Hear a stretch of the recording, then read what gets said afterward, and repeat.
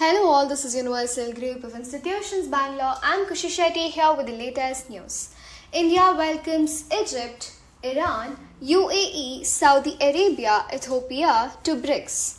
So senior diplomat Damu Ravi led the Indian delegation at the BRICS foreign ministers meeting in Nizhny Novgorod, Russia.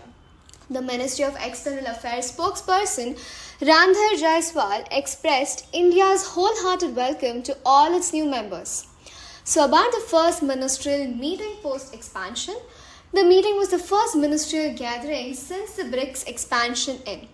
The new members, Egypt, Ethiopia, Iran, Saudi Arabia, and the UAE joined Brazil, Russia, India, China, as well as South Africa as full-fledged members.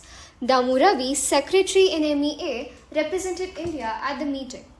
Understanding is BRICS. So BRICS, what does BRICS stand for?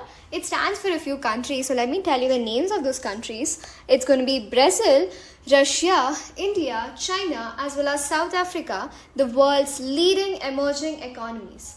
So what about their origin? It was coined by British economist Jim O'Neill in 2001 as BRIC. Formalization, so the first BRIC foreign ministers meeting was held in the year 2006. Expansion occurred after South Africa joined in the year 2010, becoming BRICS. Argentina, Egypt, Ethiopia, Iran, Saudi Arabia and UAE are going to be joining from, they have already joined from Jan 1st, 2024. So I can say this is an expansion that has occurred of the year 2023. Annual summits have been held since 2009.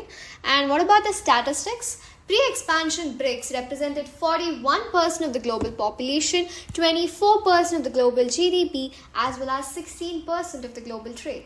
Well, that's all for now. Thank you. Stay tuned for more news. We have a detailed description present on our website. Kindly click on the link that's present down below. Thank you.